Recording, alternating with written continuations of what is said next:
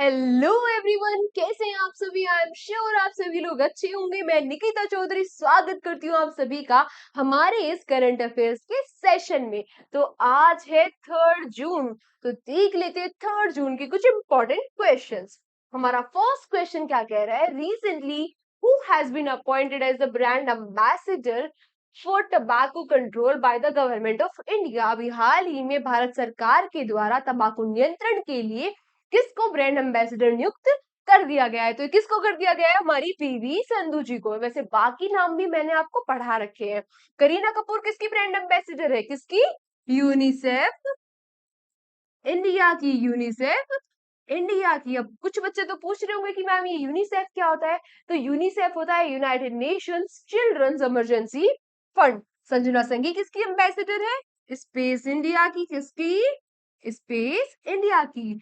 और युवराज सिंह जी किसके brand ambassador है, ये तो सबको पता होगा, किसके, ICC T20 mains world cup के। और मैंने आप सभी लोगों को बताया था कि इसके लिए 4 ब्रांड एम्बेसडर नियुक्त किए गए हैं, जिनमें से पहले तो हो गए, एक तो हो गए हमारे युवराज सिंह जी, तो बाकी बचे 3 कौन है, इनके नाम लोग मुझे बताओगे। तब तक हम चलते हैं अपने नेक्स्ट क्वेश्चन पर। Recently, which Indian American won the Scripps National Spelling Bee Award 2024? अभी हाल ही में 2024 के लिए Scripps national spelling bee award किसने जीत लिया है। तो ये जीत लिया है हमारी भारतीय मूल की गुरत सोनम जी ने, और ये मात्र 12 साल की है, मात्र 12 साल की है। और इस स्पेलिंग कंपटीशन में इन्होंने 30 में से 29 स्पेलिंग्स सही की है, और वो भी बस 90 सेकंड में। कितने सेकंड में, मात्र 90 सेकंड में। वैसे मैंने आपको कुछ अवार्ड्स के बारे में कल भी रिवाइज कराया था। तो military gender advocate of the year award ये किनको दिया गया है, ये दिया गया है मेजर राधिका सेन जी को। किस मिशन में सर्व किया था इन्होंने, इन्होंने सर्व किया था यूएन के कोंगो मिशन में। अच्छा, ये शो अवार्ड किसको दिया गया था, ये दिया गया था किसको, श्रीनिवास कुलकर्णी जी को। और इस अवार्ड को क्या भी कहा जाता है, नोबेल ऑफ ईस्ट, क्या भी कहा जाता है, नोबेल ऑफ ईस्ट। और ये कहाँ पर दिया जाता है, ये दिया जाता है हांगकांग में। वैसे मुझे पता है 90% बच्चों ने ये क्वेश्चन को ऐसे इग्नोर किया होगा कि जैसे उन्हें सुना ही नहीं दिया, है ना, ऐसे ही किया है ना। चलो मैं ही बता देती हूँ। बाकी बचे हुए 3 है, एक तो हो गए हमारे युवराज सिंह, बाकी बचे हुए 3 हो गए उसेन बोल्ट, क्रिस गेल, और अभी चौथे जिनको लेटेस्ट अपॉइंट किया गया है वो कौन है, शहीद शाहिद अफरीदी। शाहिद अफरीदी। आते हैं अपने नेक्स्ट क्वेश्चन पर। Recently which Indian grand master won the first classical chess championship against the world number 1 Magnus Carlsen. अभी हाल ही में इस भारतीय ग्रैंड मास्टर ने क्या जीत लिया है, फर्स्ट क्लासिकल चेस चैंपियनशिप जीत ली है, वो भी किसके खिलाफ, वर्ल्ड के number 1 chess player Magnus Carlsen के खिलाफ। तो ये किसने जीत लिया है, हमारे पी प्रज्ञानंद ने। वैसे आप सभी लोगों को पता होगा कि पी प्रज्ञानंद और आर वैशाली बन गए हैं first sibling grand master, first sibling grand master. D Gukesh कौन है, ये है यंगेस्ट ग्रैंड मास्टर। और विश्वनाथ आनंद जी के बारे में तो आप सभी लोग जानते होंगे, मैंने इनके बारे में कई सारी चीजें बताई थी जो बहुत ही इंपॉर्टेंट हो जाती है। क्या कह रहे हो, आप लोग बताओगे, चलो बता दो फिर कि इनकी ऑटोबायोग्राफी का क्या नाम है, जल्दी बताना इनकी ऑटोबायोग्राफी का क्या नाम है। साथ ही साथ ये भी बता देना कि किस ऑर्गेनाइजेशन के वाइस प्रेसिडेंट है। और फिर तो ये भी बता देना कि वो कौन सा अवार्ड है जिसके ये फर्स्ट रेसिपिएंट है। तब तक आते हैं अपने नेक्स्ट क्वेश्चन पे। अच्छा, उससे पहले आर प्रज्ञानंद जी के बारे में 2-3 चीजें जो आप लोगों को पता होनी चाहिए। इन्होंने चेस ग्रैंड मास्टर ही कब बने थे, 2018 में। कहाँ से है ये, चेन्नई तमिलनाडु से। और 2022 में इनको सम्मानित किया गया था अर्जुन अवार्ड से। अगले क्वेश्चन पे आने से पहले इसका आंसर मैं ही दे देती हूँ। ये उन बच्चों के लिए है जो हमसे अभी नए नए जुड़े हैं, बाकी जो हमसे पहले से पढ़ रहे हैं उन्होंने इसके आंसर कर दिए होंगे। अच्छा, इनकी ऑटोबायोग्राफी का क्या नाम था, माइंड मास्टर, माइंड मास्टर।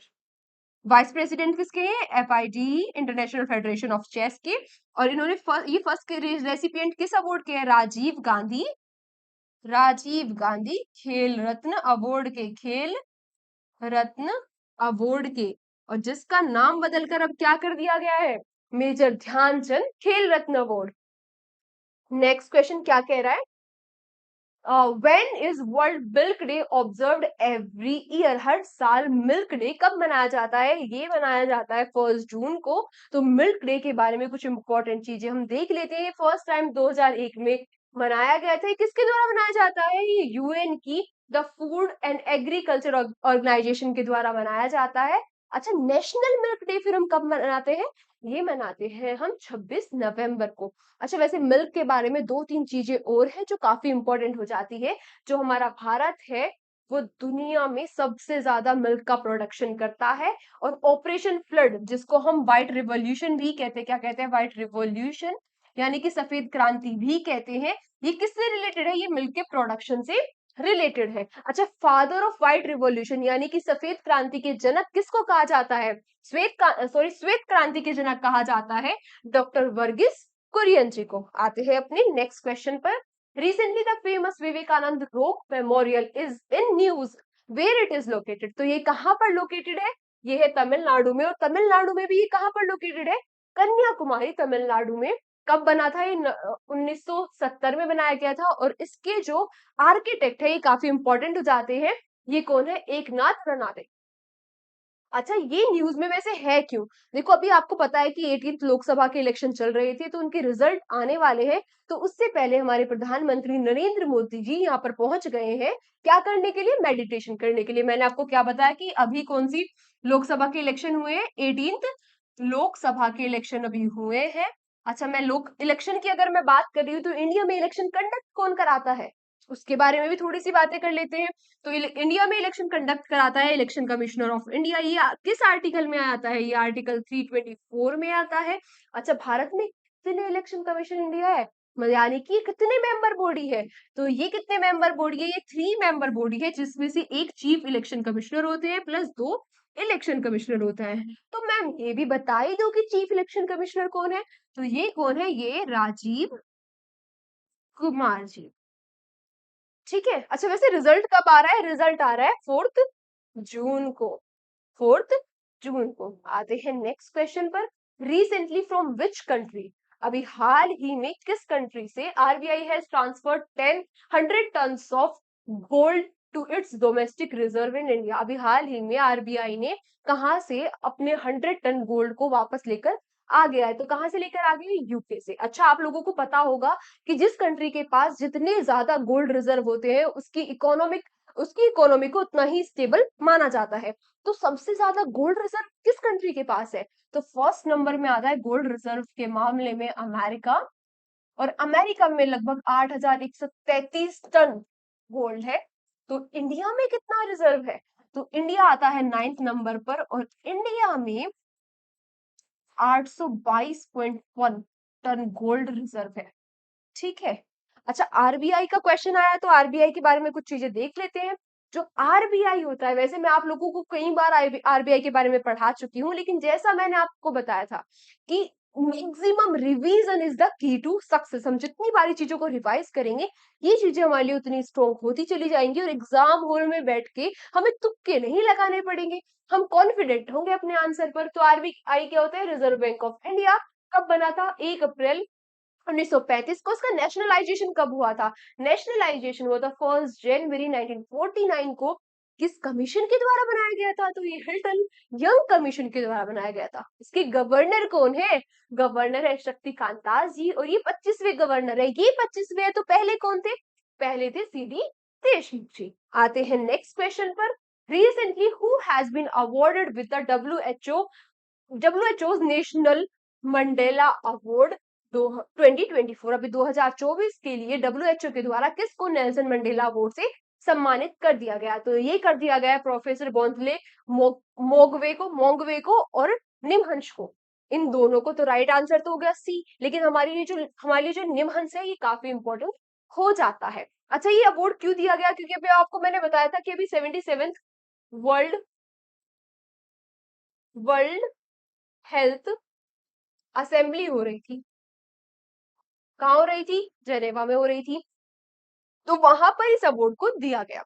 अच्छा, डब्ल्यूएचओ के बारे में मैं आपको कई बार पढ़ा चुकी हूँ, और जिन लोगों को अभी भी डब्ल्यूएचओ के बारे में याद नहीं है, वो लोग क्या करो, चूहे मारने वाली दवाई खरीद लो, क्योंकि शर्म तो आप लोगों को आ नहीं रही है।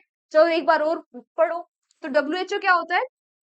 डब्ल्यूएचओ होता है world health organisation. World health organisation कब स्टैब्लिश हुई थी? 7 अप्रैल 1948 को। इसीलिए हम 7 अप्रैल को क्या सेलिब्रेट करते हैं? क्या सेलिब्रेट करते हैं? World health day. बिल्कुल सही बात। इसके हेडक्वार्टर्स कहाँ है? ये तो बता ही दो। कहाँ पर है? जेनेवा स्विट्जरलैंड में। कहाँ पर है? जेनेवा स्विट्जरलैंड में। आते हैं अपने नेक्स्ट। अच्छा, ये मैंने बताया था कि ये निमहांस हमारे लिए इंपॉर्टेंट हो जाता है, तो इसके बारे में हमें 2-3 चीजें पता होनी चाहिए। तो निमेंस होता क्या है? ये होता है the national institute for mental and neuro science. कब बना था ये? 27 दिसंबर 1974 में बनाया गया था। अब बेस्ड कहाँ पर है? ये है बेंगलुरु कर्नाटका में। उसके डायरेक्टर भी इंपॉर्टेंट हो जाते हैं डॉक्टर प्रीतम मूर्ति जी। आते हैं नेक्स्ट क्वेश्चन पर। Magellan mission is related to. जो ये मैगलन मिशन है, ये अभी हाल ही में काफी न्यूज में रहा था, तो ये किससे रिलेटेड है? अच्छा, ये रिलेटेड है वीनस से, क्योंकि इसने अभी हाल ही में वीनस पर ये देखा है कि वहां पे ना वोल्केनो के एविडेंस पाए गए हैं। और ये एविडेंस किसके द्वारा किसको मिले हैं? तो ये मैगलन मिशन के द्वारा ये एविडेंस को देखा गया है। वैसे ये जो मैगलन मिशन है, ये नासा का मिशन है, और नासा ने इसको कब लॉन्च किया था? 4 मई 1989 में इसको नासा ने लॉन्च किया था। लेकिन अभी हाल ही में इसने वीनस पर क्या देखे हैं? किसके एविडेंस देखे हैं? वोल्केनो के। अच्छा, मैंने वीनस के बारे में भी आपको कई सारी चीजें मैं पढ़ा चुकी हूँ, एक बार फिर से रिवाइज कर लेते हैं। जो वीनस है, ये क्या है? हॉटेस्ट प्लेनेट है। इसको क्या भी कहा जाता है? क्या कहा जाता है? इसको कहा जाता है ट्विन सिस्टर ऑफ अर्थ, यानी कि हमारी पृथ्वी की जुड़वा बहन। इसको मॉर्निंग स्टार भी कहा जाता है, यानी कि भोर का तारा। और इवनिंग स्टार भी कहा जाता है, यानी कि सांझ का तारा। ये कुछ बात हो जाती है वीनस के बारे में। आते हैं अपने नेक्स्ट क्वेश्चन पर। Recently who among the following ranked first in the Hurun India art list 2024। ये हुरुन इंडिया आर्ट लिस्ट होती क्या है और किस बेस पर निकाली जाती है? तो ये आर्टिस्ट के लिए लिस्ट होती है, और ये उन आर्टिस्ट की जो एनुअल इनकम होती है उसके आधार पर इसको निकाला जाता है। तो इस लिस्ट को टॉप किसने किया है? इसको टॉप किया है अनीश कपूर जी ने। ये ब्रिटिश इंडियन आर्टिस्ट है, और इन्होंने लगातार 6 कॉन्जिक्यूटिव ईयर इन्होंने इस लिस्ट को टॉप कर दिया है। इनकी जो कमाई है वो कितने की है? इस बार की कमाई इनकी लगभग 80 करोड़ की है। 80 करोड़ की इस बार इनकी कमाई है। आते हैं अपने नेक्स्ट क्वेश्चन पर। Recently puppeteer Maguni Charan Guru passed away in which year he was awarded with Padma Shri. तो इनको 2023 में पद्मश्री दिया गया था। अभी हाल ही में इनका निधन हो गया है। और ये क्यों महत्वपूर्ण हो जाते हैं? पपेट क्या होता है? पपेट होती है कठपुतली। अच्छा, ये हिंदी का क्वेश्चन गलत हो गया है, ये थोड़ी टाइप से मिस्टेक हो गई होगी। अच्छा, पपेट्री क्या होती है? ये होती है कठपुतली। तो इन्होंने ना इनका बड़ा योगदान है, एक रोट पपेट्री होती है, उसको अलाइव करने के लिए इनका बड़ा ही योगदान है, और इसी के लिए इन्हें पद्मश्री दिया गया था 2023 में। आज के क्वेश्चन बस यहीं तक थे। Thank you so much everyone हमारे साथ सेशन में आखिरी तक बने रहने के लिए। अब आखिरी में आप सभी लोगों के लिए 2 लाइन। अगर सपने पूरे ना हो तो, अगर सपने पूरे ना हो तो रास्ते बदलो सिद्धांत नहीं। कितनी अच्छी बात है। अगर सपने पूरे ना हो तो रास्ते बदलो सिद्धांत नहीं, क्योंकि पेड़ हमेशा पत्ते बदलते हैं, जड़ें नहीं। आई बात समझ में? अच्छा, इसके लिए तो हमारे पास एक बहुत ही अच्छा एग्जाम्पल भी है। जो एडिशन है, जब वो डिस्कवरी कर रहे थे बल्ब की, तो उनके हजारों एक्सपेरिमेंट फेल हो गए थे। तो क्या उन्होंने अपना लक्ष्य बदल दिया था? नहीं ना, उन्होंने तरीके बदले थे। इसीलिए अगर आप अच्छे से पढ़ाई कर रहे हो लेकिन फिर भी एग्जाम नहीं निकल रहा है, तो ये नहीं है कि आप एग्जाम बदल लो। एग्जाम नहीं बदलना है, आपका ड्रीम एग्जाम नहीं बदलना है। क्या बदलना है? तरीके बदलने हैं। तो आज की क्लास को यहीं तक रखते हैं। अपना ध्यान रखिए। Tata bye bye.